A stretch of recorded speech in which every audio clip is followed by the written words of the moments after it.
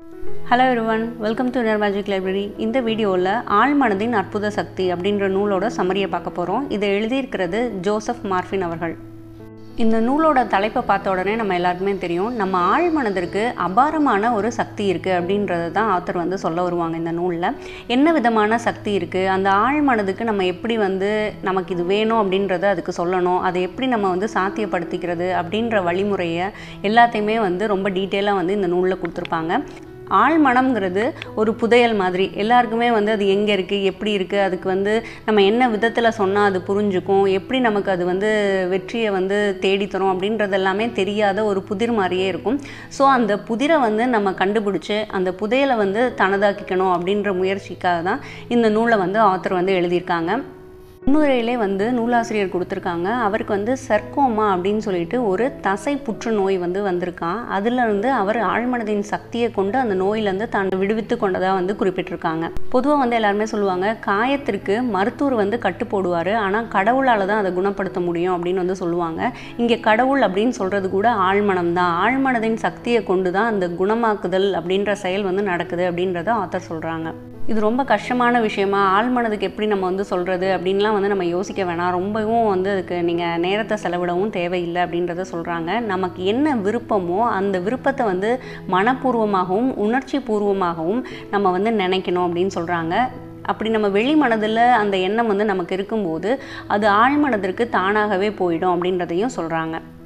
சிலர் வந்து சொல்லி கேள்விப்பட்டிருப்போம், நான் எல்லாமே வந்து நல்லா தான் பண்ணுறேன், ஆனாலும் எனக்கு என்னமோ வெற்றி கிடைக்கவே இல்லை அப்படின்னு வந்து சொல்லுவாங்க. நம்ம எல்லாருமே வந்து ஒரு காந்த சக்தி மாதிரி தான் அப்படின்றத ஆத்தர் சொல்கிறாரு. இந்த காந்த சக்திங்கிறது நம்ம ஆழ்மனம் மாதிரி. இந்த ஆழ்மனத்தில் நம்ம எதை வந்து வச்சுருக்கோமோ அதுக்கான விஷயங்கள் தான் நம்மளை இழுத்து கொண்டே இருக்கும் அப்படின்றத சொல்கிறாங்க. இப்போ வந்து நான் பரீட்சை எழுதுறேன்னு வச்சுக்கோங்க, நான் விடை எழுதிட்டு இருக்கும் போதே மறந்துடுவேணும் அப்படின்னு சொல்லிட்டு நினச்சிட்டே இருந்தேன்னா எனக்கு ஞாபகம் இருக்கக்கூடிய விஷயங்களும் கொஞ்சம் கொஞ்சமாக அப்படி மறந்து போகிறதுக்கான வாய்ப்பு இருக்கும். ஸோ நம்ம எதை வந்து ஆழ்மனதில் நினைக்கிறோமோ அது வந்து அதற்கான விஷயங்களையும் அதற்கான தன்மையையும் நம்மக்கிட்ட வந்து இழுத்துக்கிட்டு வரும் அப்படின்றத சொல்கிறாங்க. இப்போ நீங்கள் யாரையா பார்க்கணுன்னு நினச்சிட்டே போகிறீங்க, திடீர்னு அவங்களே வந்து எதிர்த்தாப்பில் வருவாங்க. ஸோ இதெல்லாம் எப்படி நடக்குதுன்னா, ஒரு காந்தம் போல் செயல்பட்டு நமக்கு வேண்டிய எல்லாத்தையும் இந்த பிரபஞ்சம் வந்து நம்மக்கிட்ட இழுத்து கொண்டு கொடுக்கும் அப்படின்றத சொல்கிறாங்க. அதனால நம்ம எப்பயுமே நல்லதையே நினைக்கணும், நல்லதையே வந்து யோசிக்கணும், நல்லது மட்டுமே நம்ம மனசுக்குள்ளே வச்சுக்கணும் அப்படின்றத இதன் மூலமாக நம்ம வந்து தெரிஞ்சுக்கலாம். நம்ம வந்து ஒரு செயல் செஞ்சுட்ருக்கும் போதே பயப்படுறோம், இல்லை ஏதாவது தப்பாக இருக்குமோன்னு சொல்லி சந்தேகப்படுறோம், இல்லை ஒரு விஷயம் சொல்லும் போது இது பொய் தானே அப்படின்னு சொல்லிட்டு நம்ம மனசுக்கு தோணுது. இந்த மாதிரிலாம் எதிர்வினைகள்லாம் இருக்கும்போது அந்த செயல் வந்து ஒழுங்காகவும் நடக்காது, அது நமக்கு ஒரு நோயையும் உருவாக்கும் அப்படின்றதையும் சொல்கிறாங்க. அதனால நம்ம வந்து எந்த விஷயத்தை நம்ம மனசுக்குள்ளே போடுறோம் அப்படிங்கிறதுல ரொம்ப கவனமாக இருக்கணும். ஏன்னா அது அப்படியே வெளிமனதிலிருந்து ஆழ்மனதிற்கு உள்ளே போய் அது ஆழ பதிந்து விடும். அதுக்கப்புறம் நம்ம செய்யக்கூடிய செயல்களில் அந்த விளைவாக வந்து அது நமக்கே திருப்பி வரும் அப்படின்றதையும் சொல்கிறாங்க. இந்த உதாரணத்துக்கு ஆத்தர் வந்து இந்த நூலில் வந்து சொல்லியிருக்காங்க, காந்த விசையூட்டப்பட்ட ஒரு இரும்பு துண்டுனால தன் எடையை போல 12 மடங்கு எடையுள்ள பொருட்களை அதனால் தூக்க முடியும், அந்தளவுக்கு அதுக்கு சக்தி இருக்குது அப்படின்றத சொல்கிறாங்க. அப்படியே அது வந்து அந்த இரும்பு துண்டில் வந்து காந்த விசை ஊட்டப்படலை அப்படின்னா அது எப்படி இருக்கும்னா ஒரு சின்ன இறகை கூட அதனால் தூக்க முடியாது அப்படின்றத சொல்கிறாங்க.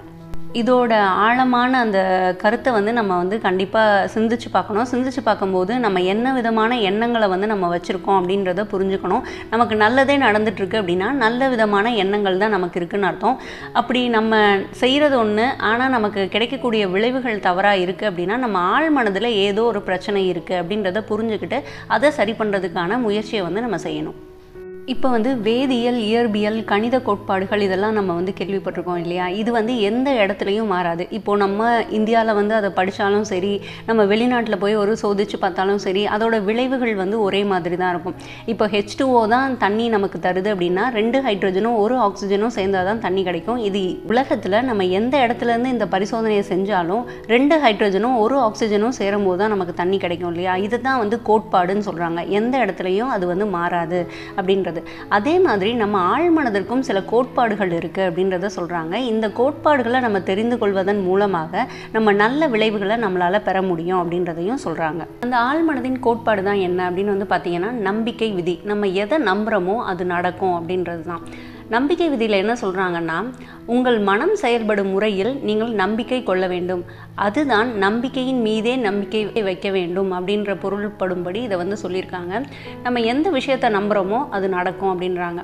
இப்போ நம்ம பயந்தாலும் நம்ம உடம்பு அதுக்கேற்ற மாதிரி ரியாக்ட் பண்ணும். நான் வந்து பயப்படலை, நான் ரொம்ப தைரியமாக இருக்கேன் அப்படின்றத நீங்கள் சொல்லிக்கிட்டு நீங்கள் வந்து அது மாதிரி நம்பிக்கையை வந்து வச்சுருந்தீங்க அப்படின்னா கண்டிப்பாக உங்களுக்கு தைரியம் வந்து இருக்கும் அப்படின்றத சொல்கிறாங்க.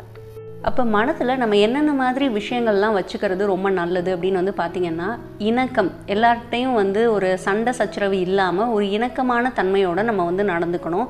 ஆரோக்கியம், அமைதி, நல்லெண்ணம், இதெல்லாம் நம்ம மனதில் வந்து நிரப்பி எப்பயுமே வச்சுருந்தீங்க அப்படின்னா அது கொஞ்சம் கொஞ்சமாக வெளி மனதிலேருந்து ஆழ் மனதுக்கு போகும். ஆழ் மனதுக்கு போகும்போது அது உங்களுக்கு நல்ல பலன்களை வந்து தரும் அப்படின்றாங்க. தோட்டத்தில் விதை விதைக்க போகிறோம் அப்படின்னு வந்து பார்த்திங்கன்னா எல்லா விதையும் நம்ம வந்து விதைக்க மாட்டோம். அந்த விதையிலேயே சிறந்த விதைகளை தான் தேர்ந்தெடுத்து நம்ம வந்து விதைப்போம் இல்லையா? அந்த மாதிரி எண்ணங்கள்லையும் நல்ல எண்ணமா கெட்ட எண்ணமா அப்படின்றத பார்த்துட்டு நம்ம நல்ல எண்ணங்களை என்றைக்குமே வந்து நம்ம சுய பிரகடனம் போல் எண்ணிக்கிட்டே இருக்கணும், அதை நமக்குள்ளே சொல்லிக்கிட்டே இருக்கணும் அப்படின்றத சொல்கிறாங்க. நம்ம வந்து வெற்றி அடைகிறதுக்கும் தோல்வி அடைகிறதுக்கும் இந்த ஆழ்மனம் தான் காரணம் அப்படின்னு வந்து சொல்கிறாங்க. இன்றைக்கி நம்ம வாழ்ந்துட்டு இருக்கக்கூடிய இந்த வாழ்க்கைக்கான காரணமும் ஆழ்மனம் தான் அப்படின்றத சொல்கிறாங்க. இப்போ வந்து பார்த்திங்கன்னா நமக்கு ஒரு வாழ்க்கை துணையாக இருக்கலாம், இல்லை வந்து நம்ம குழந்தைகள், அதுக்கப்புறம் நம்ம அலுவலகத்தில் நம்ம கூட வேலை பார்க்குறவங்க, இவங்க எல்லாரையுமே வந்து நம்ம ஆழ்மனதில் நம்ம கற்பனை பண்ணி வச்சுருக்கக்கூடிய நபர்கள் தான் இருக்காங்க அப்படின்றத சொல்கிறாங்க. இப்போ வந்து காதல் திருமணமாக இருக்கலாம், இல்லைன்னா பெற்றவர்கள் பார்த்து கல்யாணம் பண்ண திருமணமாக கூட இருக்கலாம். நீங்கள் வந்து ஆழ்மனதில் நீங்கள் விருப்பப்பட்டிருப்பீங்க, இப்பேற்பட்ட ஒரு ஆளை தான் நான் கல்யாணம் பண்ணிக்கணும் அப்படின்னு சொல்லிட்டு ஆசைப்பட்றேன் அப்படின்னு சொல்லிட்டு நீங்கள் நினச்சிருப்பீங்க. சில பேர் சொல்லுவாங்க நான் அப்படிலாம் நினைக்கவே இல்லையே அப்படின்னு வந்து சொல்லுவாங்க. ஆனால் அது வந்து ஆழ்மனதில் பதிவாக வந்து இருந்திருக்கும். நீங்கள் வந்து யோசிச்சு பார்த்தீங்கன்னா தெரியும். அதே மாதிரி கனவுலலாம் வந்து பார்த்திங்கன்னா இப்போ நம்ம தமிழில் பேசுகிற மாதிரி தான் கனவு வரும், இல்லை இங்கிலீஷில் பேசுகிற மாதிரி வரும். நம்ம பேச தெரியாத ஒரு மொழியில் நம்ம பேசுகிற மாதிரி கனவுகள் வந்து வராது. ஏன்னா நம்மளை அறிந்தோ அறியாமலோ ஆழ் மனதில் வந்து நம்ம பார்க்கக்கூடிய, கேட்கக்கூடிய, இல்லை அனுபவிக்கக்கூடிய விஷயங்கள் எல்லாமே வந்து ஆழ் மனதில் பதிந்துகிட்டே இருக்குது. நம்ம நினச்சாலும் நினைக்காட்டியும் அது பதிந்து கொண்டே தான் இருக்கும். ஸோ அதோட வெளிப்பாடு தான் நம்ம இந்த புற உலகத்தில் நம்ம அனுபவிக்கிற எல்லாமே அப்படின்றத சொல்கிறாங்க. சில பேர் வந்து கஷ்டப்படுறாங்க, சில பேர் வந்து நல்லா இருக்காங்க. இந்த கஷ்டப்படுறதுக்கும் நம்ம தான் காரணம், நம்ம ஆழ்மனதில் உள்ள பதிவுகள் தான் காரணம் அப்படின்றத சொல்லக்கூடியதாக தான் இந்த நூல் வந்து இருக்குது. இப்போ ஆழ்மனதில் நம்மளையும் அறியாமல் நிறைய விஷயங்கள் பண்ணிட்டோம். இப்போ எப்படி அதை வந்து நமக்கு உதவக்கூடிய ஒரு விஷயமா, அதோட சக்தியை வந்து நல்ல விதத்தில் நம்ம எப்படி எடுத்துகிட்டு வர்றது, நம்ம வெற்றிக்கு அதை எப்படி பயன்படுத்துறது அப்படின்றத சொல்லக்கூடிய ஒரு பல உத்திகளை எல்லாம் வந்து இந்த நூலில் வந்து சொல்லியிருக்காங்க. ஃபஸ்ட்டு வந்து பார்த்திங்கன்னா புறமணம், அப்புறம் ஆழ்மனம், இது ரெண்டும் வந்து சொல்கிறாங்க. இதுக்கு வந்து ஒரு உதாரணம் வந்து கொடுக்குறாரு. இதை வந்து நல்லா புரிஞ்சுக்கணும் அப்படின்றதுக்காக ஒரு கப்பல் வந்து இருக்குன்னு வச்சுக்கோங்களேன். அதில் எல்லாருமே வந்து இந்த திசையில் போ அந்த திசையில் போன்னு சொல்லிகிட்டே இருக்க முடியாது. கப்பலில் ஒரு தலைவர் இருப்பார். அந்த தலைவர் என்ன சொல்கிறாரோ அந்த திசையில் தான் எல்லாருமே போவாங்க. நம்ம வடக்கு நோக்கி தான் போகணும் அப்படின்னு சொல்லிட்டாங்கன்னா அங்கே டீமில் இருக்கவங்க எல்லாருமே வடக்கு நோக்கி அந்த கப்பலை வந்து செலுத்துறதுக்கான ஆயத்தங்களை எல்லாம் செய்வாங்க. கப்பல் பயணிகளும் தலைவர் பார்த்துப்பாரு அப்படின்னு சொல்லிட்டு அவங்க எல்லாருமே பயணம் பண்ணிட்டு இருப்பாங்க. ஸோ இங்கே தலைவர் தான் ரொம்ப ரொம்ப முக்கியம். எந்த திசைக்கு நம்ம போகணும் அப்படின்னு சொல்லக்கூடிய இடத்துல வந்து அவர் இருக்காரு. இப்போ இந்த வெளிமனம் ஆழ்மனம் அதை வந்து நம்ம எடுத்துக்கலாம். ஆழ்மனம் அப்படின்றது இந்த செயலை செய்கிறாங்க இல்லையா, அந்த கீழ்நிலை வேலையாட்களை வந்து குறிக்குது. இந்த தலைவர் இருக்கார்ல, இப்படி தான் போகணும் அப்படின்னு சொல்லிட்டு திசை சொல்கிறாரு, என்ன செய்யணுன்றத ஒரு இன்ஸ்ட்ரக்ஷன் கொடுக்குறாரு, அவர் தான் முக்கியம் இல்லையா, அந்த இடத்துல இருக்கிறது தான் வெளிமனம் அப்படின்னு வந்து சொல்கிறாங்க. ஸோ வெளிமனம் வந்து ரொம்ப ரொம்ப கரெக்டான விஷயங்களை வந்து உள்ளே கொடுத்தா தான் ஆழ்மனம் வந்து செயல்படும். ஆழ்மனதுக்கு வந்து நல்லது எது கெட்டது எது அந்த மாதிரி எதுவுமே தெரியாது அப்படின்றத சொல்கிறாங்க. ஜஸ்ட்டு வடக்கில் போகணுன்னா போகும், கிழக்கில் போகணுன்னா போகும், நிறுத்துனா நிறுத்தும், ஓட்டுனா ஓட்டும், இந்த இதை தான் அது செய்யுது அப்படின்றத சொல்கிறாங்க. இன்னொரு நல்ல உதாரணம் கொடுக்குறாரு. நம்ம வந்து தோட்டக்காரர் அப்படின்னு சொல்லிட்டு நினச்சிக்கணும். நிலம் வந்து நல்ல பயிர் வந்து விளையக்கூடிய அளவுக்கு நல்ல வளமான மண்ணோட நல்லா ரெடியாக இருக்குது. விதை வந்து போட்டுட்டா செடி முளைச்சிரும், அந்த அளவுக்கு ரெடியாக ஒரு மண் இருக்குதுன்னு வச்சுக்கோங்களேன். அந்த மண் தான் வந்து நம்ம ஆழ்மனம் அப்படின்னு வந்து சொல்கிறாங்க. நம்ம வந்து நினைக்கிற எண்ணங்கள் இதெல்லாம் இருக்குது இல்லையா, இதெல்லாம் வெளிமனம். வெளிமனம் தான் அந்த எண்ணங்களை எல்லாம் உருவாக்கி அதை வந்து நம்ம ஆழ்மனதுக்கு அனுப்புது. இது எல்லாம் விதைகள் அப்படின்னு வந்து சொல்கிறாங்க. இந்த விதை வந்து இந்த மண்ணில் விழுந்த உடனேயே அது முளைக்க தொடங்கி தொடங்கிடும். இது வந்து நல்ல விதை, இது கெட்ட விதை, இது நல்ல செடி, பயன் தரக்கூடிய செடி, இது பயனில்லாத செடி, இது நம்ம விளைய வைக்கக்கூடாது, அந்த மாதிரிலாம் அந்த மண் வந்து யோசிச்சுட்டு இருக்காது. ஸோ விளைய வச்சிரும். ஆழ்மனதில் என்ன மாதிரியான விதைகளை வந்து விதைக்கிறோமோ அது நம்மளோட உடலிலும் சுற்றுச்சூழலிலும் அது வந்து வெளிப்படும் அப்படின்றத சொல்கிறாங்க. அதனால வெளிமனதிலிருந்து அப்படியே வந்து ஆழ்மனதுக்கு போகக்கூடியதுனால எப்பயுமே நமக்குள்ளே தோணக்கூடிய எண்ணங்களை ரொம்ப கவனமாக கண்காணிச்சிட்டே இருக்கணும். ஒரு தோட்டக்காரர் போல் களை செடிகள் இல்லாமல் பார்த்துக்கணும் அப்படின்றத சொல்கிறாங்க. அதனால நீங்கள் எப்பயுமே தேர்ந்தெடுக்கக்கூடிய விதைகள் வந்து எப்படி இருக்கணும் அப்படின்னா அன்பு, மகிழ்ச்சி, சரியான நடவடிக்கை, நல்லெண்ணம், செழிப்பான ஒரு எண்ணங்கள், இதெல்லாமே தான் விதைகளாக நம்ம எப்பயுமே தேர்ந்தெடுத்துருக்கணும் அப்படின்றாங்க. அப்போ தான் நம்மளால் அமைதியாகவும் முழு நிம்மதியோடையும் வாழ முடியும் அப்படின்றதையும் சொல்கிறாங்க.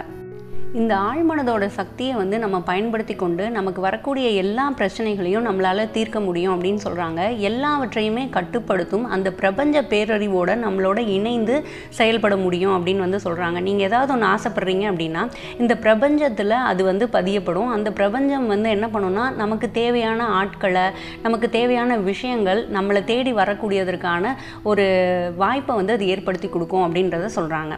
ஆழ்மனதின் சக்தியை வந்து நம்ம பயன்படுத்தி ஏழ்மையில் இருக்கவங்க செழிப்பாகவும், மூட நம்பிக்கை மற்றும் அறியாமையில் இருக்கவங்க பேரறிவையும் பெற முடியும் அப்படின்றத சொல்கிறாங்க. தோல்வி பயம் இருக்குது அப்படின்னா அவங்களுக்கு வெற்றி பெறதுக்கான சாத்தியங்களை பற்றி வந்து சொல்லி கொடுக்கும். வருத்தத்தில் இருக்காங்க அப்படின்னா மகிழ்ச்சியை வந்து ஏற்படுத்தும். இருளில் இருக்காங்கன்னா வெளிச்சத்தை ஏற்படுத்தும். முரண்பாட்டிற்கு மாறாக இணக்கத்தை வந்து தரக்கூடிய சக்தி வந்து ஆழ்மனதுக்கு இருக்குது. பயத்திற்கு மாறாக துணிவையும் தன்னம்பிக்கையும் நீங்கள் வந்து உணர்வீர்கள் அப்படின்றத சொல்கிறாங்க. அதனால் நம்ம ஆழ்மனதின் சக்தியை வந்து முழுவதுமாக பயன்படுத்திக்கணும். ஆத்தர் வந்து ஆழ்மனதோட சக்தி வந்து புரிஞ்சுக்கிறதுக்கு ஒரு உதாரணம் வந்து கொடுத்துருக்காங்க. ஒரு கப்பலில் எல்லாருமே பயணப்பட்டு இருக்காங்க அப்படின்னா எல்லாருனாலையும் வந்து திசையை வந்து இந்த பக்கம் போ, அந்த பக்கம் போ அப்படின்லாம் வந்து சொல்ல முடியாது. அதில் ஒரு தலைவர் அப்படின்னு சொல்லிட்டு ஒருத்தர் இருப்பார். அந்த வெளிமனம் தான் வந்து கப்பல் தலைவர் மாதிரி. நம்ம ஆழ்மனம் வந்து அவங்க ஆணைக்கேற்ப செயல்படக்கூடிய அங்கே இருக்கக்கூடியவங்கள மாதிரி அப்படின்றத சொல்கிறாங்க. இந்த கப்பலை வந்து இந்த திசையில் தான் செலுத்தணும் அப்படின்னு சொல்லிட்டு தலைவர் வந்து ஆணை போட்டுட்டாரு அப்படின்னா அவங்க வந்து யோசிக்க மாட்டாங்க. கப்பலை வந்து அவர் சொன்ன திசை நோக்கி செலுத்தி கொண்டு போயிட்டே இருப்பாங்க. அதில் ஒரு துளி கூட சந்தேகம் அவங்களுக்கு இருக்காது. ஏன்னா தலைவர் கரெக்டாக தான் சொல்லுவார் அப்படின்ற ஒரு நம்பிக்கை வந்து அவங்க எல்லாருக்குமே இருக்கும். அதே மாதிரி தான் வெளிமனம் வந்து ஒரு விஷயத்தை வந்து சொல்லுதுன்னு வச்சுக்கோங்களேன். அது நல்லதா கெட்டதா அதெல்லாம் வந்து பார்க்காது ஆழ்மனம். அது உடனே செயலில் வந்து இறங்கிடும். ஆழ்மனதுக்கு இருக்க மிகப்பெரிய ஒரு ட்ராபேக் அப்படின்னு வந்து சொல்லலாம். என்னன்னா இது நல்ல விஷயம், இதை நம்ம செய்யணும், இது கெட்ட விஷயம், இதை நம்ம செய்யக்கூடாது அப்படின்றது அதுக்கு தெரியாது. அதுக்கு என்ன கட்டளை வருதோ அந்த கட்டளையை அது நிறைவேற்றும். நீங்கள் வந்து ஒரு செல்வந்தர் ஆகணும் அப்படின்னு சொல்லிட்டு ஆசைப்பட்டீங்க அப்படின்னா அவன் கண்டிப்பாக செல்வந்தர் ஆகிறதுக்கு என்னென்ன செயல்கள்லாம் செய்யணுமோ இதை செய்ய அது செய்யணும் நம்ம மனசில் வந்து சொல்லிக்கிட்டே இருக்கும். நம்ம வந்து அதுக்கேற்ற செயல்களை வந்து செய்வோம். அதுக்கேற்ற நபர்களையெல்லாம் நம்மக்கிட்ட வந்து கூட்டிகிட்டு வந்து விடும். இதுவே நான்லாம் எங்கே பிழைக்க போகிறேன், எனக்கெல்லாம் இது கிடைக்காது அப்படின்னு சொல்லிட்டு நம்ம பழமுனா அதற்கேற்ற மாதிரி எல்லா செயல்களையும் நமக்காக நடத்தி கொடுக்கும். அதனால ஆழ்மனதுக்குள்ள ஒரு விஷயம் வந்து போகுது அப்படின்னா நம்ம ரொம்ப கவனமாக இருக்கணும். அப்போ வெளிமனம் ரொம்ப ரொம்ப கவனமாக இருக்கணும். ஏன்னா கப்பலின் தலைவர் எப்படி அந்த கப்பலை பயணப்படணும்னு சொல்கிறாரோ அதுக்கேற்றபடி தான் எல்லாமே நடக்குது. ஸோ நம்ம வெளிமனதுலேயும் பயம், கவலை, துன்பம், இல்லை அடுத்தவங்க மேலே பகை இந்த மாதிரியெல்லாம் இல்லாமல் நம்ம வந்து பார்த்துக்கணும். இல்லை நம்மளையும் அறியாமல் இந்த ஆழ்மனம் என்ன பண்ணோம்னா இதை தான் எஜமானர் ஆசைப்படுறாரு, ஸோ நம்ம இதை செயல்படுத்தி கொடுக்கணும் அப்படின்னு சொல்லிட்டு அது செயல்படுத்துறதுக்கான ஆயத்தங்களை நம்மளை அறிந்தோ அறியாமலோ அது வந்து செய்ய ஆரம்பிச்சிடும். நிறைய பேர் சொல்லி வந்து நம்ம கேள்விப்பட்டிருப்போம், நான் ரொம்ப கடுமையாக உழைக்கிறேன் ஆனாலும் என்னால் பணம் சேர்க்க முடியல, என்னால் வந்து ஒரு செல்வந்தர் ஆக முடியல அப்படின்னு சொல்லிட்டு அவங்க சொல்லிகிட்டே இருப்பாங்க. அவங்க வந்து என்ன பண்ணியிருப்பாங்க அப்படின்னா அவங்க மனதுக்குள்ளே ஆழ் மனதுக்குள்ளே என்ன இருக்கும்னா நான்லாம் பிழைக்க முடியாது, என்னாலெல்லாம் முடியுமா, எனக்கு செலவே ஜாஸ்தியாக இருக்குது, வரவுக்கு செலவு அதிகமாக இருக்குது, இப்படியே அவங்க நினச்சிட்டு இருக்கும்போது அவங்க வரவுக்கு அதிகமாகிட்டே இருந்தாலும் செலவுகளும் அதை விட அதிகமாகிக்கொண்டே போகும். ஏன்னா ஆழ் மனதில் அந்த மாதிரி ஒரு பதிவு இருக்கிறதுனால தான். இந்த பதிவுகள்லாம் இருக்கக்கூடாது அப்படின்னா நம்ம ஆழ்மனதுக்குள்ளே என்ன விதைகள் வந்து விதைச்சிருக்கோம் அப்படின்றதுல கவனம் செலுத்தணும் அப்படின்றத சொல்கிறாங்க. ஆழ்மனதில் சில களங்கங்கள்லாம் இருக்குது, அதெல்லாம் போகணும் அப்படின்னா என்ன பண்ணணும்னு பார்த்தீங்கன்னா தொடர் பிரார்த்தனை வந்து பண்ணணும், நம்பிக்கை இருக்கணும், எதிர்பார்ப்பு இருக்கணும் அப்படின்றத சொல்கிறாங்க. ஒரு நம்பிக்கை அப்படின்னு வந்து பார்த்திங்கன்னா நான் என்னால் செல்வந்தர் ஆக முடியும், நான் செல்வந்தர் ஆகிட்டேன் அப்படின்னு சொல்லிட்டு நீங்கள் வந்து நம்பணும். எதிர்பார்ப்புங்கிறதும் அதே தான். நான் வந்து இதை செய்யணும் அதை செய்யணுங்கிற அந்த ஒரு எதிர்பார்ப்பு என்றைக்குமே இருக்கணும். அப்போ தான் நம்ம வந்து முன்னேறி போய்கொண்டே இருக்க முடியும். தொடர் பிரார்த்தனையுமே ஒரு நல்ல பலனை வந்து தரும். நம்ம ஆழ்மனதில் இருக்க களங்கங்களை எல்லாம் போக்கிக்கிறதுக்கு ரொம்ப உதவியாக இருக்கும் அப்படின்னும் ஆத்தர் சொல்கிறாங்க. ரொம்ப எளிமையான ஒரு சுய பிரகடனம் எல்லாருனாலையும் செய்யக்கூடியது ஒன்று வந்து குறிப்பிடுறாரு. என்னென்னா என் ஆழ்மனதின் சக்தி கொண்டு என்னால் எல்லாவற்றையும் செய்ய முடியும் அப்படின்னு சொல்லிட்டு தூங்குறதுக்கு முன்னாடி நம்ம வந்து இது மனதில் வந்து நல்லா ஆழமாக சிந்திக்கணும். அதே மாதிரி எழுந்த உடனேயும் இந்த ஒரு சுய பிரகடனத்தை வந்து நம்ம செய்யணும். அதை வந்து அப்படியே நடப்பது போல் நம்ம வந்து ஒரு பாவனை செஞ்சுக்கணும் அப்படின்றத சொல்கிறாங்க. இதை செய்ய செய்ய நமக்கு வந்து அந்த பயம், ஏதாவது ஒரு கவலை இதெல்லாம் இருக்குது, என்னால் செய்ய முடியுமா அப்படின்னு சொல்லிட்டு சில டைம்லாம் யோசிக்கிறீங்க அப்படின்னா அந்த தாழ்வு மனப்பான்மையெல்லாம் போகிறதுக்கு இந்த சுய பிரகடனம் ரொம்ப உதவியாக இருக்கும் அப்படின்றத சொல்கிறாங்க. ஆழ்மனதில் நம்ம வந்து ஒரு செயலை வந்து எனக்கு வேணும், இது எனக்கு தேவை அப்படின்றத எப்படி சொல்ல முடியும் அப்படின்னு வந்து பார்த்திங்கன்னா, வெளிமனம் வந்து தொடர்ந்து ஒரு எண்ணத்தை வந்து சிந்திச்சுக்கிட்டே இருக்குது அப்படின்னா கண்டிப்பாக அந்த விஷயம் வந்து ஆழ்மனதிற்கு போயிடும் அப்படின்றாங்க.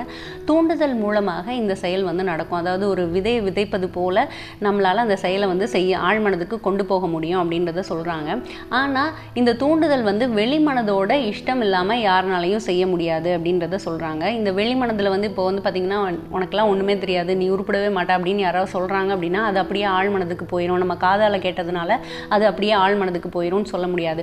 இப்போ யாரோ உங்கள்கிட்ட இதை சொல்கிறாங்க அப்படின்னா, இல்லையே நீ சொல்கிறபடியெல்லாம் நடக்காது, நீ சொல்கிறேங்கிறக்கா அது நடந்துருமா அப்படின்னு சொல்லிட்டு ஒரு எதிர்வினை நம்ம சொல்கிறோம். அதை வந்து இல்லைன்னு சொல்லிட்டு நீங்கள் வந்து நினைக்கிறீங்க அப்படின்னா அந்த விஷயம் ஆழ்மனதுக்கு போகிற வாய்ப்பே இல்லை. இப்போ வந்து சில குழந்தைங்க வந்து பார்த்திங்கன்னா அம்மா சொன்னால் கேட்குறாங்க, அப்பா சொன்னால் கேட்குறாங்க, இந்த டீச்சர் சொன்னாங்கன்னா கேட்டுருவாங்க அப்படின்னு வந்து பார்த்திங்கன்னா அவங்க அந்த டீச்சர் மேலே ரொம்ப ஆழமாக நம்பிக்கை வச்சுருக்காங்க அப்படின்னா அவங்க காதால் கேட்கும் போதே அந்த விஷயம் அப்படியே மனதுக்குள்ளே போய் திரும்பி திரும்பி அந்த எண்ணத்தை அவங்க நினைத்து கொண்டே இருக்கும்போது ஆழ் மனதிற்கு தானாகவே போய் அது வந்து செயலுக்கு வரும் அப்படின்றத சொல்கிறாங்க. எல்லாரும் சொல்கிறதையும் நம்ம காதில் கேட்டதுனால நம்ம அது ஆழ்மனதுக்கு போயிட முடியும் அப்படின்றத சொல்ல முடியாது. நம்ம தொடர்ந்து எண்ணக்கூடிய எண்ணங்கள் வந்து ஆழ்மனதில் பதியக்கூடிய வாய்ப்புகள் இருக்குது அப்படின்றத சொல்கிறாங்க.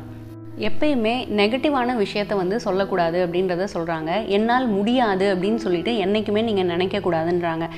உங்களுக்கு உடம்பு சரியில்லாமல் இருக்குது, உங்களை பார்க்குறக்கு யாராவது வராங்க, அப்போ நீங்கள் வந்து எப்படி இருக்கீங்கன்னு கேட்கும்போது நான் நல்லா இருக்கேன் அப்படின்னு நீங்கள் வந்து சொல்லணும். இல்லைங்க இப்போ தாங்க எந்திரிச்சேன், இன்னும் சரியா இல்லைங்க அப்படின்னு சொன்னீங்கன்னா அது வந்து ஆழ்மனதுக்கு போயிட்டு உங்களை வந்து நோயிலேருந்து சீக்கிரமே விடுபட முடியாத அளவுக்கு அது வந்து பார்த்துக்கும் அப்படின்றத சொல்கிறாங்க. அதனால எப்பயுமே வந்து நெகட்டிவான ஒரு விஷயத்தை யாருக்கும் சொல்லாதீங்க. அதை நினைக்காமல் இருக்கிறது ரொம்ப ரொம்ப நல்லது அப்படின்றதையும் சொல்கிறாங்க. இல்லை நிஜமாலே என்னால் முடியாதுன்னு தான் எனக்கு தோணுது அப்படின்னு சொல்லிட்டு நீங்கள் நினச்சிங்க அப்படின்னா என் சொந்த ஆழ்மனதின் சக்தி கொண்டு என்னால் எல்லாவற்றையும் செய்ய முடியும் அப்படின்னு சொல்லிட்டு உங்களுக்கு நீங்களே சொல்லிக்கோங்க அப்படின்றத சொல்கிறாங்க.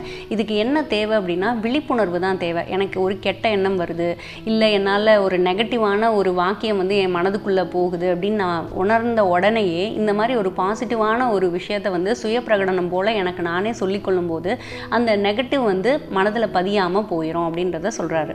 ஒரு விஷயம் என்ன சொல்கிறாங்க அப்படின்னா, இப்போ யாருக்காவது உடல்நிலை சரியில்லைன்னு வச்சுக்கோங்களேன், அவங்களுக்கு ஒரு உதாரணமாக தலைவலி இருக்குது அப்படின்னா எனக்கு தலைவலி சரியாயிடணும், தலைவலி இருக்கக்கூடாது அப்படின்னு சொல்லிட்டு அதையே நினைக்காம என்னோடய உடல் ரொம்ப ஆரோக்கியமாக இருக்குது, எனக்கு எந்த ஒரு பிரச்சனையும் இல்லை, நான் என்னோடய உடம்பு வந்து ரொம்ப இணக்கமாகவும் பூர்ண ஆரோக்கியத்தோடையும் இருக்குது அப்படின்றத சொல்கிறாங்க. நம்ம வந்து எனக்கு தலைவலி சரியாயிடணும், எனக்கு தலைவலி இருக்கக்கூடாது, நான் ரொம்ப ஆரோக்கியமாக இருக்கணும் அப்படின்னு சொல்லிட்டு நம்மளோட ஃபால்ட்டை பற்றி சொல்லக்கூடாது. நமக்கு என்ன பிரச்சனையோ அந்த பிரச்சனை நம்ம ஆழ்மனதுக்கு கொண்டு போகக்கூடாது அப்படின்னு வந்து சொல்கிறாங்க. ஏன்னா பாசிட்டிவாக நம்ம ஒரு விஷயத்த சொல்லும் போதும் நெகட்டிவாக ஒரு விஷயத்த சொல்லும் போதும் நெகட்டிவாக உள்ள விஷயம் வந்து ரொம்ப ஈஸியாக நம்ம ஆழ்மனம் வந்து ஆழத்தில் பதிகிறதுக்கு கிரகிக்கிறதுக்கு ரொம்ப உதவியாக இருக்கும். ஸோ அதனால அதுக்கு வந்து சரி பண்ணணுமா சரி செய்யக்கூடாதா அப்படின்றது அதுக்கு வந்து தெரியாது. அதனால எப்பயுமே நம்ம வந்து உடல் ஆரோக்கியத்தோடு இருப்பது போல் நான் இருக்கேன், நான் ரொம்ப ஆரோக்கியமாக இருக்கேன், எனக்கு எந்த ஒரு பிரச்சனையும் இல்லை, பூர்ண ஆரோக்கியத்தோடு இருக்கேன், அந்த மாதிரி நம்ம சொல்லிகிட்டே இருக்கணும். நமக்கு ஒரு நோய் இருக்கும்போது இந்த மாதிரி நம்ம சுய பிரகடனம் பண்ணிக்கும் போது அந்த நோயிலேருந்து நம்ம விடுபட முடியும். எக்காரணத்தை கொண்டும் நம்மளோட பிரச்சனை நம்ம உபாதைகளை வந்து நம்ம ஆழ்மனதிற்கு சொல்லக்கூடாது அப்படின்றத சொல்கிறாங்க. ஸோ இப்போ எல்லாமே தெரிஞ்சிருச்சு. நம்ம எண்ணங்கள் இருக்குது, அந்த நல்ல எண்ணங்களை எப்படி நான் வந்து ஆழ்மனதிற்கு கொண்டு போகிறது அப்படின்ற ஒரு கேள்வி வந்து இருக்கும் இல்லையா? அந்த கேள்விக்கு கடத்தும் யுக்தி அப்படின்னு வந்து ஒன்று சொல்கிறாங்க. அந்த கடத்தும் உத்தியில் வந்து என்ன சொல்கிறாரு அப்படின்னா, ரிப்பீட்டடாக நம்ம வந்து அந்த எண்ணத்தை வச்சுக்கிட்டே இருக்கணும். நான் வந்து ரொம்ப ஆரோக்கியமாக இருக்கேன், ரொம்ப ஒரு நலத்தோடு இருக்கேன், ரொம்ப சந்தோஷமாக இருக்கேன், என் செல்கள்லாம் ரொம்ப இணக்கமாக இருக்குது, இந்த மாதிரி ஒரு வாக்கியங்களை தொடர்ந்து நம்ம சொல்லிக்கிட்டே இருக்கும்போது அது தானாகவே ஆழ்மனதுக்குள்ளே போயிடும் அப்படின்றத சொல்கிறாங்க. அடுத்ததாக திரைப்பட முறை அப்படின்னு, அதாவது இமேஜின் பண்ணுறது, ஒரு படம் போல் ஒரு மனக்காட்சி போல் நம்ம வந்து அதை பார்க்குறது. பரீட்சைக்கு போகணும், நல்ல மதிப்பெண் வாங்கணும் அப்படின்னு சொல்லிட்டு ஆசைப்பட்றீங்க அப்படின்னா நிறைய பேர் வந்து என்ன நினச்சிப்பாங்கன்னா, எனக்கு எல்லாமே மறந்து போயிருமோ, நான் படித்ததெல்லாம் வந்து ஞாபகத்துக்கே இருக்காதோ, நான் படித்த கேள்விகள்லாம் கேட்கப்பட மாட்டார்களோ அப்படின்ற மாதிரி ஒரு எண்ணங்கள் வந்து அவங்களுக்கு இருக்கிறதுனால அவங்க வந்து அந்த மாதிரியான ஒரு சூழ்நிலையை வந்து அனுபவிக்கிறாங்க. ஏன்னா அவங்க நெகட்டிவான ஒரு திரைப்பட முறையை வந்து பயன்படுத்துகிறாங்க. நம்ம என்ன பண்ணணும் அப்படின்னா, பாசிட்டிவான ஒரு விஷயத்த, இப்போ நீங்கள் ஒரு இன்டர்வியூக்கே போகிறீங்கன்னா அங்கே எல்லாத்தையும் நல்லா பார்க்குறீங்க, பேசுகிறீங்க, அவங்களுக்கு எல்லாருமே பிடிச்சிருக்கு, உங்களோட பேசுகிற விதம், உங்கள் தன்மை எல்லாமே பிடிச்சிருக்கு, அந்த வேலை உங்களுக்கு கிடைக்குது, எல்லாரும் உங்களுக்கு வாழ்த்து சொல்கிறாங்க, ரொம்ப சிரிச்ச முகத்தோடு அந்த அறையை விட்டு நீங்கள் வெளில வரீங்க. இந்த மாதிரி ஒரு திரைப்பட காட்சியை வந்து உங்கள் மனதுக்குள்ளே வந்து நீங்கள் ஓட்டி பார்த்தீங்க அப்படின்னா அதுவும் ஆழ் மனதுக்குள்ளே மிக எளிதாக போய் பதிஞ்சிரும் அப்படின்றத சொல்கிறாங்க. இன்னொரு முறை வந்து என்னன்னு பார்த்தீங்கன்னா, ஒரு தாலாட்டு போல் ஒரு சின்ன வாக்கியங்களை உருவாக்கிக்கிட்டு அதை வந்து நம்ம தொடர்ந்து நம்ம மனதுக்கு சொல்லிக்கிட்டே இருந்தீங்கன்னா அது மிக எளிதாக உங்கள் ஆழ் மனதில் பதிந்துரும் அப்படின்றதையும் சொல்கிறாங்க. இப்போ நான் ரொம்ப ஆரோக்கியமாக இருக்கணும்னு ஆசைப்பட்றேன் அப்படின்னா பூரண ஆரோக்கியம் இதையே வந்து நம்ம சொல்லிக்கிட்டே இருக்கும்போது அது நம்ம ஆழ் மனதுக்குள்ளே மிக எளிதாக பதிஞ்சிரும். நம்ம உடம்புல இருக்க நோயை வந்து சரி செய்யக்கூடிய சக்தி வந்து இந்த ஆழ் மனதுக்கு இருக்குது. அது பிரபஞ்ச பேரறிவை கொண்டு நம்ம உடம்புல இருக்க எல்லா பிரச்சனைகளையும் சரி பண்ணிரும் அப்படின்றத சொல்றாரு. உதாரணத்துக்கு ஏதாவது ஒரு தீய பழக்கம் உங்களுக்கு இருக்குன்னு வச்சுக்கோங்க. அந்த தீய பழக்கத்துலேருந்து நீங்கள் விடுபடணும் அப்படின்னு சொல்லிட்டு ஆசைப்பட்றீங்க அப்படின்னா ரொம்ப சௌகரியமாக நம்ம வந்து உட்காந்துக்கணும். அப்படி இல்லைன்னா நம்ம வந்து படுத்துக்கலாம். அந்த படுத்த நிலையில் உடலை வந்து தளர்வாக வச்சுக்கணும். அப்போ நம்ம வந்து அசையக்கூடாது. அப்படியே அமைதியாக கண்களை மூடிக்கொண்டு ஒரு உறக்க நிலைக்கு செல்லுவது போல் நம்ம வந்து இருக்கணும். இன்னும் கொஞ்சம் நேரத்தில் நம்ம தூங்கிடுவோம் அப்படின்ற அந்த நிலைக்கு மன அமைதியான ஒரு தன்மையில் வந்து நம்ம இருக்கணும். அப்போ நம்ம வந்து சுய பிரகடனமாக இதை வந்து சொல்லணுமா, என்னென்னா, நான் பழக்கத்திலிருந்து முழு விடுதலை பெற்றுள்ளேன், இணக்கமும் மன அமைதியும் என்னிடம் குடிகொண்டுள்ளன அப்படின்றத ஒரு தாலாட்டு போல நீங்க வந்து அப்படியே சொல்லிக்கிட்டே இருக்கணும். 2 வாக்கியம் தான். அந்த 2 வாக்கியங்களை நீங்க வந்து அப்படியே தாலாட்டு மாதிரி இப்படி மறுபடியும் சொல்லிக்கிட்டே இருந்தீங்கன்னா ஒரு அமைதியாக அன்பாக நம்ம வந்து இதை சொல்லும்போது அது அப்படியே ஆழ்மனதில் பதிந்துரும். அடுத்த தடவை அந்த தீய பழக்கத்தை நீங்க செய்யறதுக்கு போகும்போது உங்க ஆழ்மனதில் இந்த 2 வாக்கியங்கள் வந்து தோன்ற ஆரம்பிக்கும். நம்ம வந்து என்ன சொல்லியிருக்கோம்னா, முழு விடுதலை அடைஞ்சிட்டேன், இந்த பழக்கத்திலிருந்து முழு விடுதலை பெற்றுட்டேன்னு சொல்லியிருக்கோம். இணக்கமும் மன அமைதியும் என்னிடம் குடிகொண்டுள்ளன அப்படின்றதையும் சொல்லியிருக்கோம். ஸோ இந்த 2 வாக்கியங்கள் உங்களுக்கு மறுபடியும் தோணும் போது அந்த தீய பழக்கத்தை செய்யணும் அப்படின்ற எண்ணம் வந்து உங்களுக்கு அறவே இருக்காது அப்படின்றத சொல்கிறாங்க. எப்பயுமே நம்ம எண்ணங்களில் வந்து பார்த்திங்கன்னா பயம், கவலை, மனக்கலக்கம், பொறாமை, வெறுப்பு அந்த மாதிரியான தீய எண்ணங்கள் ஏற்படாமல் பார்த்துக்கணும். அந்த எண்ணங்களை முளையிலேயே கிள்ளிடணும். இது ஒரு கெட்ட விதை, இது அந்த வளமான மண்ணில் பதியக்கூடாது அப்படின்ற ஒரு கவனம் இருக்கணும், விழிப்புணர்வு இருக்கணும். இது இருந்தது அப்படின்னாலே ஆழ்மனம் என்றைக்குமே வந்து ஒரு சக்தி உள்ளதாக நமக்கு வந்து உதவி செய்யக்கூடிய ஒரு விஷயமாக மாறி இருக்கும் அப்படின்றத சொல்கிறாங்க. நம்ம ஆழ்மனதில் வந்து ஒன்று வந்து நினச்சிருக்கோம், வெளிமனம் ஒன்று நினைக்குது அப்படின்னு வச்சுக்கோங்களேன். இப்போது வெற்றி பெறணும் அப்படின்னு சொல்லிட்டு நீங்கள் வெளிமனதில் நினச்சிட்ருக்கீங்க, ஆனால் ஆழ்மனதில் நான் தோல்வி அடைந்துருவணும் அப்படின்ற ஒரு எண்ணம் இருக்குது. இப்படி இருக்கும்போது நம்ம ஆரம்பித்த இடத்துல தான் இருப்போம், ஆனால் நம்ம என்னமோ ஓடிக்கிட்டே இருக்க மாதிரி இருக்கும், நின்ன இடத்துல தான் நின்றுட்டுருப்போம். இதுக்கு ஒரு உதாரணமாக ஆசிரியர் வந்து ஒன்று சொல்லியிருக்காங்க. என்னென்னு வந்து பார்த்திங்கன்னா, ஒரு வாடகை காரை வந்து நம்ம எடுத்துட்டோம். நம்ம வந்து இந்த திசையில் போகணும்னு சொல்லிட்டு நீங்கள் ஒரு வடக்கு பக்கம் சொல்கிறீங்கன்னு வச்சுக்கோங்களேன். கொஞ்ச நேரம் வடக்கு பக்கம் போயிட்டுருக்கீங்க, அப்புறம் கிழக்கா போகணுங்கிறீங்க, அடுத்து மேற்கு போகணுங்கிறீங்க, அடுத்து தெற்கு போகணுங்கிறீங்க. அப்படின்னா அந்த ஓட்டுநர் வந்து ஒன்று வண்டியே எடுக்க மாட்டார், அப்படி இல்லைன்னா நீங்கள் சொல்கிற வழியிலலாம் போயிட்டுருப்பாரு, ஆனால் நீங்கள் போய் சேரணும்னு நினச்சிட்டு இருக்க அந்த இடத்துக்கு உங்களால் போய் சேர முடியாது. இது வந்து ஒரு சிறந்த உதாரணமாக இருக்குது. நீங்கள் வந்து யோசிச்சு பார்க்கணும், நான் எதை நினைக்கிறேன், ஒன்று வேணும்னு நினைக்கிறேன்னா இல்லை வேண்டாம்னு நினைக்கிறேன்னா அப்படின்றத முதல்ல நீங்கள் தெளிவாக நினச்சிக்கணும். முரண்பாடு இருக்குது அப்படின்னா அதையும் ஆழ்மனதுட்டே வந்து நம்மளால் கேட்க முடியும் அப்படின்றாங்க. இப்போ ஒரு உதாரணத்துக்கு நான் வந்து ஒரு வீடு வாங்கணும்னு சொல்லிட்டு ஆசைப்பட்றேன்னு வச்சுக்கோங்களேன். வீடு வாங்கணும்னு ஒரு எண்ணம் இருக்குது, வீடு வாங்க வேண்டாம்னு ஒரு எண்ணம் இருக்குது அப்படின்னா ஆழ்மனதில் நீ வந்து உனக்கு ஒரு பேராற்றல் இருக்குது, பிரபஞ்ச அறிவோடு நீ வந்து ஒன்று கலந்துருக்க, உன்னால் எல்லா கேள்விகளுக்கான விடையும் இருக்குது, நீ எனக்கு இதில் உதவி செய்யணும், எனக்கு இந்த மாதிரி ஒரு கேள்வி இருக்குது, நான் இதை செயலை செய்யணுமா செய்யக்கூடாதா, இதை நீ தான் எனக்கு சொல்லணும் அப்படின்னு சொல்லிட்டு தூங்க போகிறதுக்கு முன்னாடி ஒரு தூக்க கலக்கமான ஒரு நிலைமை இருக்கும் இல்லையா, ஒரு தூங்குறதுக்கு ஒரு 5 நிமிஷம் முன்னாடி அந்த மனநிலையில் நீங்கள் வந்து சொல்லணும், இது வந்து எனக்கு இந்த கேள்வி இருக்குது, இதுக்கான பதிலை நீ தருவேன்னு எனக்கு தெரியும், இதற்கான விடை உங்ககிட்ட இருக்குது, இதற்கான விடையை நான் அறிந்து கொள்றதுக்கான ஒரு வாய்ப்பை வந்து எனக்கு ஏற்படுத்தி கொடு அப்படின்னு சொல்லணும். கனவுல அதற்கான விடை வந்து கிடைக்கும். அப்படி இல்லைன்னா யார் மூலமாக அந்த விடை வந்து உங்களுக்கு வந்து சேரும். இதை வந்து உங்கள் ஆழ்மனம் உங்களுக்கு ஏற்படுத்தி கொடுக்கும். ஸோ ஆழ்மனதும் வெளிமனமும் ஒன்று போல இணக்கமாக செயல்படும் போது தான் நம்மளால் வந்து வெற்றிங்கிறத பெற முடியும் அப்படின்றத புரிஞ்சுக்கணும். எல்லாருக்குமே வந்து பணம் சேர்க்கணும் அப்படின்னு சொல்லிட்டு ஒரு ஆசை இருக்கும். அவங்கெல்லாம் என்ன விதமான பிரகடனம் வந்து வச்சுக்கலாம் அப்படின்னு வந்து பார்த்திங்கன்னா, நான் பணத்தை விரும்புகிறேன், நான் அதை புத்திசாலித்தனமாகவும் ஆக்கப்பூர்வமாகவும் விவேகத்துடனும் பயன்படுத்துகிறேன், பணம் என் வாழ்க்கையில் தொடர்ந்து எப்போதும் புழங்கிக் கொண்டிருக்கிறது, நான் அதை மகிழ்ச்சியுடன் விடுவிக்கிறேன், அது அற்புதமான வழியில் பல மடங்காக என்னிடம் திரும்பி வருகிறது, பணம் நல்லது, மிகவும் நல்லது, பணம் காட்டாற்று வெள்ளமாக என்னை நோக்கி அபரிமிதமாக பாய்ந்து வருகிறது, நான் அதை நல்லவற்றிற்கு மட்டுமே பயன்படுத்துகிறேன், நான் என்னிடம் உள்ள நல்லவற்றிற்கும் என் மனதின் சொத்துகளுக்கும் நன்றியுடையவனாக இருக்கிறேன். இப்படின்றது சுய பிரகடனத்தை நீங்கள் எழுதி வச்சுக்கிட்டு இதை தொடர்ந்து நீங்கள் வந்து சொல்லிக்கிட்டே வர்றதன் மூலமாக ஒரு மிகப்பெரிய பணக்காரராக ஆறதுக்கான வாய்ப்புகள் வந்து இருக்குது அப்படின்றத சொல்கிறாங்க. ஆனால் எதை சொன்னாலும் முழு நம்பிக்கையோடு சொல்லணும் அப்படின்றதையும் சொல்கிறாரு. ஆழ் மனதுக்கிட்ட ஒரு கேள்வி கேட்டோன்னா அதற்கான விடை வந்து நம்மளை வந்து சேரும் அப்படின்னு வந்து சொன்னேன் இல்லையா. ஆத்தர் வாழ்க்கையிலையும் அந்த மாதிரி ஒரு விஷயம் வந்து நடந்திருக்கு. என்ன அப்படின்னா, அவரோட குடும்ப சொத்தான விலைமதிப்பு மிக்க ஒரு மோதிரம் வந்து தொலைந்து போயிடுது. அவர் எல்லா இடத்துலையும் தேடுறாரு, தன்னோட கையில் தானே அணிந்திருந்தோம், எங்கே போயிடுச்சு அப்படின்னு சொல்லிட்டு அவர் வீடு ஃபுல்லாக வந்து தேடி பார்க்குறாரு. அதுக்கப்புறம் அதை வந்து கண்டே பிடிக்க முடியல. ஏன்னா அது பூர்வீக சொத்துனால ரொம்ப வந்து அதன் மேலே ஒரு பிரியம் இருக்குது, அது எப்படியாவது கிடைக்கணும்னு சொல்லிட்டு ஆசைப்படுறாரு. அப்புறம் வந்து ஆழ் மனதுக்கிட்ட அவர் வந்து சொல்கிறாரு, உனக்கு அது எங்கே இருக்குன்னு தெரியும், ஏன்னா பேரறிவோட நீ வந்து கலந்துருக்க, இந்த பிரபஞ்ச அறிவோட இணைந்திருப்பதனால உனக்கு அது எந்த இடத்துல இருக்குங்கிறது தெரியும், அது எனக்கு தெரியப்படுத்து அப்படின்னு சொல்லிட்டு அவர் வந்து நினைக்கிறாராம். நினச்சிட்டு அவர் வந்து படுத்துடுறாரு. அவர் தூங்கிட்டு இருக்கும்போது ஒரு கனவு ஏற்படுது. அந்த கனவுல பக்கத்து வீட்டு சிறுவன் வந்து இருக்க மாதிரி தெரியுது.